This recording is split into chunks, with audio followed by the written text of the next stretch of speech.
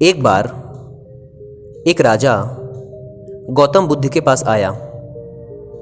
बुद्ध के आश्रम में बहुत भीड़ थी।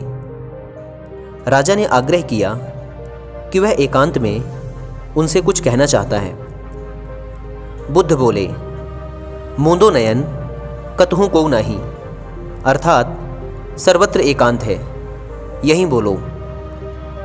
राजा ने कहा कि मैं संन्यास लेना चाहता हूँ। यह सुनकर बुद्ध थोड़ा गंभीर हो गए। वे बोले कि तुम्हें संन्यास्त होने के लिए दीक्षा देने के पहले मेरी एक शर्त का पालन करना होगा। राजा ने आश्वस्त करते हुए कहा कि जब दीक्षा लेनी है और संन्यास्त होना ही है तो सब शर्तें मंजूर हैं।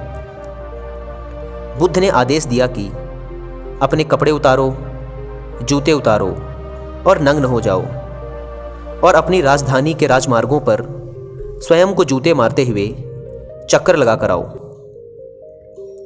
राजा ने वही किया।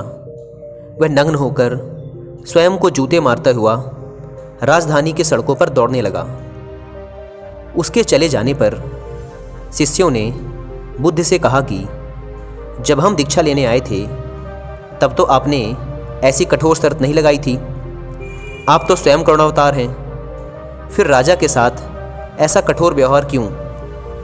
बुद्ध बोले, जब तुम लोग संन्यास लेने आए थे तो तुम्हारे अहंकार बहुत बड़े नहीं थे, इसलिए तुमसे द्वार द्वार भिक्षा मंगवाकर ही काम बन गया था। पर यह तो राजा है, इसका अहंकार बहुत बड़ा है, इसलिए महारोग की दवाई भी अधिक शक्तिशाली होनी चाहिए। राजा जब इस दशा में अपने ही प्रजाजनों के सामने से गुजरेगा तो उसका अहंकार चूर चूर हो चुका होगा। राजा ने शाम तक शर्त पूरी कर ली और बुद्ध के चरणों में आकर बैठ गया और कहने लगा, भंते, मुझे दीक्षा देकर अब तो संन्यास्त करें। बुद्ध ने राजा के सर पर मुकुट रखा और कहा कि अब तुम्हें संन्यास लेने की जरूरत नहीं है। जाओ और स्वामी भाव छोड़कर सेवक भाव से राज्य करो। अब तुम एक राजा नहीं बल्कि राजश्री हो चुके हो।